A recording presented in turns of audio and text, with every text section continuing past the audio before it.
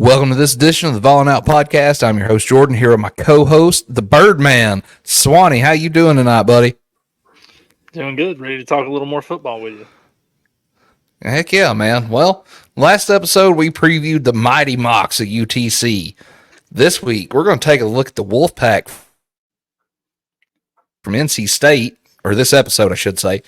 We're going to try to talk about it with a neutral outlook, since this is on a neutral site. So what do you say we just jump right into it, man? Let's go. All right, man. Well, series history, Vols hold the longest win streak and a winning record over the Wolfpack from the ACC at 2-1. Lone victory for NC State was a 16-0 shutout way back in 1911. Since then, they've played twice, and the Vols have won 13-0 in 1939. That was also the smallest margin of victory in the series. And again, with a Derek Dooley-led, well-showered Vols team, and the Vols were victorious 35-21 in the Chick-fil-A kickoff. The Vols played one neutral site game in 2012 and split the other two games in Raleigh. So, piece of Vols history for the city of Charlotte, though. Last time the boys in orange played in Charlotte, they were led by none other than Jeremy Pruitt, a.k.a. Beldar, and lost to West Virginia 40-14. I think it's time to right some wrongs in this one. What do you think? Yeah, I had erased that game from my memory. I forgot all about it. First game of the Jeremy Pruitt era. Yeah, that was brutal. It was. Tough times at Tennessee. How much has changed in 6 years, though. Yeah. That game, they had Will Greer. He kicked everybody's ass. He did. He was all yoked up on HGH. Five head. How many more of these previews are we going to mention Jeremy Pruitt? I try to forget about him as much as I can. Hopefully not many more. I'll only throw it in there just because I like to rag on him. I will talk about that 2012 game against NC State. I remember watching that one. That was Cordero Patterson's coming out party. Oh, dude, I was hype. Yeah. That was the season opener that year. It was, and they could not stop him, man. Could not stop him. Nobody really could. No, that team was a mediocre defense away from going like 9-4. And instead, with that defense, they went 5-7. But even just like a meh defense would have been, Dooley would have kept his job. Yeah, absolutely. Man, dude, that offense was one that was squandered by a lousy defense. Sal Sinceri. Yeah. Maybe too, the offense put up the numbers they did because the defense was so bad. But we did have some talent on that roster with Rick Rogers, Bray. Rogers was kicked off at the time, I think. Was he? He was. By then. But it was Patterson and Hunter, and Michael Rivera was a good receiving tight end. And I'm trying to think of who the running back would have been then. Was it Rajon Neal? I think it was Rajon Neal and Marlon Lane. Mm-hmm. If Lane could have kept his knees healthy, he would have been tough. Yeah. So there was talent on that team. I'm just glad we didn't have to watch Matt Sims for another year. Honestly. But Jesus. All right, man. Let's talk some NC State here. NC State is coached by Dave Doran, who is in his 11th season leading the Wolfpack and finished third in the ACC with a 9-4 record. They will have a first-year OC with Robert Anay. DC Tony Gibson's in his 5th season. And if you go back and you look through some of the last two coaching searches, maybe even the last 3, Dave Doran was mentioned for the Tennessee job. Yeah. So he got hired there in the same cycle as Butch getting hired here. He was at Northern Illinois, and so he was a name that came out when we hired Butch. And then when Butch got after Shiano Sunday, Dave Doran's name came up, and the fan base wasn't having that either. No. We could do a whole episode on what was going on in that 2017 coaching hire. That would almost be fun. We should explore that. We should. I have a pretty good story about. I went to a basketball game during that time, and I remember it. I remember Dave Doran's name coming up specifically because it was the name that was announced. And I was at a basketball game, and the fans were chanting to fire the athletic director. The student section was, and the band would play over the fans when they started chanting. It was crazy. Well, I will say this: fans aren't always right, but I will say, even though we ended up with who we ended up with, it all ended up working out for the best. Well, I'll save this for that episode because we'll get way off track if we start now. But I wonder what our program would look like if we had just stuck with Schiano. Yeah. Let's do that. We just got another episode right there. Just out of the blue. Let's do it. We'll do that on another episode. We'll write down our own thoughts on that and go from there because we all know who we wanted for that. And that's why Schiano Sunday happened. John Gruden. All right, man. So let's jump back on track here. Top returners for NC State, KC Concepcion. Big part of the offense last 7 games of the year last year. Finished each game with 95 plus yards from scrimmage. They've got a transfer portal addition and Grayson McCall come over from I want to say Coastal Carolina. Mm-hmm. That could be interesting right there. He's a good quarterback. He's solid. He's rock solid. Got David Van, 14 career sacks, and Sean Brown. He's a hybrid linebacker safety. He's expected to lead the team in tackles this season. So let's dive into the game here just a little bit. We expect Tennessee should be coming in healthy and rested after the UTC game. You and I were kind of talking about it before we started. This will be the first real test for the Vols before Oklahoma. What's important? What's the most important thing for this game? What do you think is most important? Well, we said it in the UTC preview, and I'm just going to repeat it. I want to see what the secondary looks like against a real team and a real quarterback, because Grayson McCall is a real quarterback, and NC State's going to be a challenge. It's not going to be an easy game. It's a good thing this is on a neutral field. Obviously, you'd rather it be at home, but it's going to be a challenge. We're going to learn the most about our team in this game. And I think so. I think the biggest hole on our team is the secondary, just because we've got so many new guys back there. I don't know what it's going to look like. It's a whole new first and second string, really. I mean, yeah. We did get is it Gerard McCoy something from Oregon State? I can't remember. There's a McCoy. I can't remember his first name. He comes from Oregon State. That guy is supposed to be like our lockdown legit. Like you're not doing anything against him corner. So that's I'm with you there. For me, it's again in my mind we're coming out against another inferior opponent, but in a big game environment for Nico. I want to see what we get out of Nico. I want to see how he handles this. Granted, he handled the Citrus Bowl well. That's a bowl game, though. That's a bowl game. It don't matter. I mean, it matters, but it don't. And I want to see how well we're prepared for this team. Like, I think this team's on paper as talented, more talented really than 2022. And honestly, the last really talented team we had was 2016 with Butch. And I think this team's more talented than they are. Definitely better coached. Certainly. Yeah. So that's what I want to see. I want to see us get out of there with Nico healthy.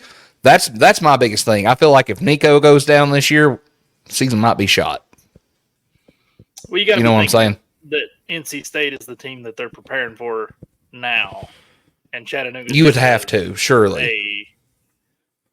A tune-up for NC State. Well, and one thing too, I'm gonna mention him again. We need a shot counter for this, but it's I don't ever think that this team's going to take the or that this staff's ever going to take the Jeremy Pruitt approach and say, well, we ain't got to prepare for Georgia State, because he flat out said it. We weren't preparing for that game. Yeah, I mean, I don't see Heupel as that kind of guy, for one, and two, that's not exactly what I mean by not overlooking Chattanooga, but you got to think that when they're practicing, they're running plays. They're running NC State's offensive practice or something. I don't know. Sure. I would agree with that. But no, you would. I mean, that's common sense, and I'd like to think our coach has got common sense. He's shown it before. But yeah, so that's what I want to see. I just want to see us come out, look prepared with a young quarterback, because he's got the pieces around him now. Like, there's no questions asked there. I want to see I feel like we're going to learn a lot more about the defense than we will the offense in this game, though. The defense has been pretty touted so far. JPJ's coming back, All-American. He's already preseason All-American. I want to see, because this will be the first real test, I want to see him just take over that game, because he can do it. But, last year it was him and Tyler Barron. This year it's him, and then we got Jordan Ross on the other end, and Amari Thomas. Like, that's our front. Like, I'm with you that our front seven will be pretty dominant, but I want to see him come out and handle business in this game. That's what I want to see. And if they do, we'll win. Absolutely. I think this will be the first defense that Hype's had that he could, I don't want to say lean on, but I don't feel like it's going to be one of those defenses where you throw the defense out there late in the game and you're like, okay, well, I hope they come up with something. I feel like they're talented enough to come up with something. You know what I'm saying? Let them score quick enough that we get the ball back. Yeah. I don't think that's something we're going to have to worry about. I really don't. Not with this group. No, this is going to be the best defense that he's had since he's been here. Absolutely. And really, at least on the front seven, because it's all going to come down to what happens in the secondary. And I've been beating that drum all spring and summer, and I'm going to be beating it until the fall. Don't clip that until out. We're proven wrong. Yeah. Yeah. I mean, that's one of those things, kind of like, one of the talking points on the next episode about Oklahoma, it's like, prove us wrong. You know what I'm saying? Mm-hmm. But also, we're talking about the Tennessee defense. NC State defense last year gave up 20.7 points per game, 116.5 rushing yards per game, 4 yards an attempt, 13 rushing touchdowns. They got 6.6 yards per attempt on 215.6 passing yards a game. Gave up 20 passing touchdowns through the air last year. Right now, what do you think Tennessee has to expose on that defense to get a victory?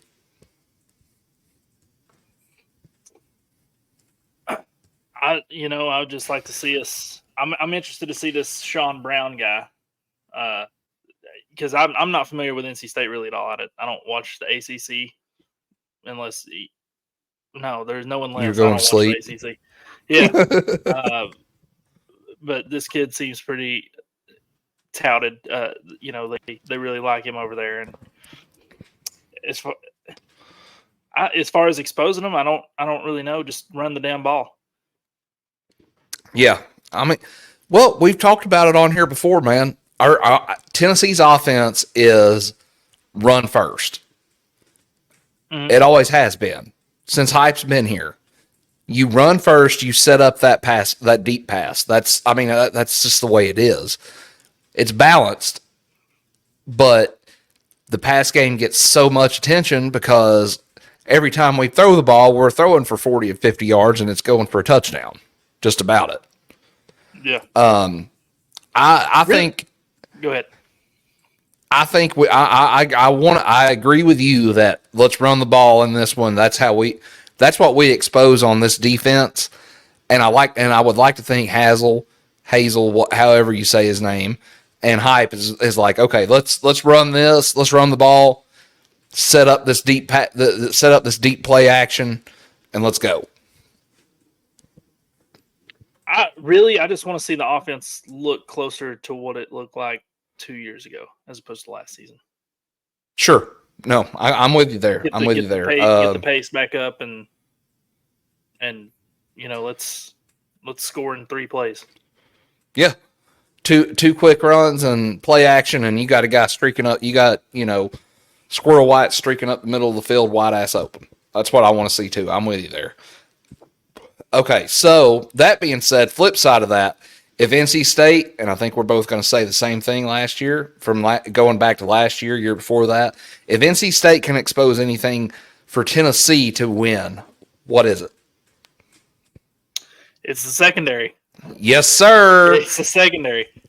And like you said, if Pierce has a day and that front seven can get to the quarterback and cause some issues, getting his head a little bit, then the secondary, they're going to be the saving grace for the secondary if it's bad, if they're that bad. And I'm not saying they're going to be bad, but it's the biggest question mark on the team, and that's just sure. But if they're going to beat us, it's going to be throwing the ball. Yeah, absolutely. I want to say this though, and I don't feel like we're being totally fair to the secondary. Last year though, there wasn't a great pass rush. 2022, the secondary wasn't god awful. They weren't great, but they weren't god awful. Last year, they were god awful. 2019, 2020, 2021, 2021, they were god awful. Mm-hmm. 2022, they were okay, mediocre at best, because the pass rush was somewhat there. That, and I feel like we've jumped ahead on so many people that they don't have a choice but to throw the ball. So the secondary looks like crap. I feel like that's been part of the issue, but I also feel like part of it's like, they're just not that good. Maybe. I mean, and that makes sense. That 2022 defense had a way of, even the secondary too, they turned the ball over quite a bit. They forced mistakes. Yes, they come up when we needed something to happen. When we needed something to happen, they made it happen. One way or the other. It didn't matter what the situation was. If Tennessee needed something to happen to get the ball back, they did it. Whether except for 2 times. That's true. That's true. That's true. South Carolina, just their night. But I'm with you there 100%. If they can do that, and if they can shut down James Pierce Jr. from having himself a James Pierce Jr. kind of night, that'll tie into the secondary. That's what I think they've got to do to beat Tennessee. But I think for right now, we're all confident in Nico. But I think at least early on, first 4 games, the defense is where we're going to have a distinct advantage. I would think Nico just has to manage. I don't feel like that's too far fetched. Maybe going into that Oklahoma game, possibly, because I would think Oklahoma can score, and with the history that it's going to be that's there between them and Hype, that one could be a little different. But at least for the first 3 games, that's the distinct advantage that Tennessee's got. I feel like. Yeah. Agreed. So, all right. So, we talked about him earlier as his coming out party, Mr. Cordero Patterson. Who has the coming out party in this game for Tennessee? I'm going to say Chris Brazil, the new wide receiver. I like it. Squirrel's already here. We know what Squirrel can do. I don't think Squirrel White's a good answer here because, like you said, his coming out party's already happened. Right. We know what Squirrel's capable of. We know what Brew's capable of. We don't really know what Deontay Thornton did not have a great first season here. Like he did. That's where I'm going. Yeah. That's where I'm going. I want to see him because last year Thornton spent a lot of the year banged up, kind of hurt. Mm-hmm. And then that Missouri game he folded his ankle up like origami, and that was it. I think that's one I want to see this year. I think that's who has his coming out party. I like your answer though, Brazil, dude. He was money last year. And we got his brother in the secondary too, so you could have just said Brazil, and you'd have had a 50-50 shot at it. Yeah, but one of the Brazils. I'm with you there. X factors this game. I'm going to go special teams. I want to know because I feel like everybody talked about Boo Carter. That's one we've not talked about. Boo Carter. And also I'm going to throw a long shot out there for the coming out party. Jordan Matthews. Dude is a blazer. Yeah. On defense? Wide receiver. Mike Matthews. I'm sorry. Mike Matthews. My apologies, Mike Matthews. We've got a Jordan Matthews in the secondary. We do. But Mike Matthews. The receiving core it sounds good. It's on paper, like we're stacked out there. On paper, the receiving core is sexy. Mike Matthews is a stud. Yeah. Hopefully he can live up to the hype. But yeah, I would love to see that one too. That's one that would give me I would be walking around for a little while, be like, hey, y'all need a place to hang your coat. You know what I'm saying? Caleb Webb's got some talent. That was my pick last year. And, coming out of the orange and white game, I think we talked about that on our other show up at noon. But I think he's going to see a lot of time this year. I'm looking forward to seeing him. But, his time has passed. Also, one we've not talked about. Maybe, but it's all about depth, baby. It is. Also, one we've not talked about yet that we got out of the transfer portal is Holden Stays. I don't think we get a lot out of him yet, though, until SEC play comes around. I don't think we talk about him much. But X factors for the game. You got one? I'm going to go with special teams on this one. I'm going to go front seven. We're going to be talking a lot about that. I think so. Either way, man. I mean, it's going to be a tough. I agree with you. That's going to be a tough one. But I think okay. Going into this final score prediction on this one, what you got? Give me 38-34 Vols. I'm gonna go 42-17 Vols, and I'll tell you why. I don't think that NC State's got the horses in the stable to put up 34 on us, unless we're just having mistake after mistake on the back end. Which to your point and to what we were talking about earlier, that's possible. But I want to say that we're going to come out for this one amped up. Honestly, I want to say that this one will probably be over mid third quarter. It's just a matter of how much we're going to win by, not if. But we'll see what happens. I hope so. I'm going to be sweating that one. It's going to be tough. It's going to be a tough one. But I just looked up their first game. They played Western Carolina when we played Chat. So I will be trying to find that game on the ACC network or something just to get a feel for them. Those will be the only two games that I'll probably watch week one. Sure. And that's just for the audience. I work on Saturdays, so it's not like I don't like college football or something. But, right. Yeah, who doesn't like college football? I'll record those two games to watch. Yes, absolutely. But that being said, that's got our Vols coming out of week 2, 2-0, and we're going to end this one with another Go Vols. Go Vols.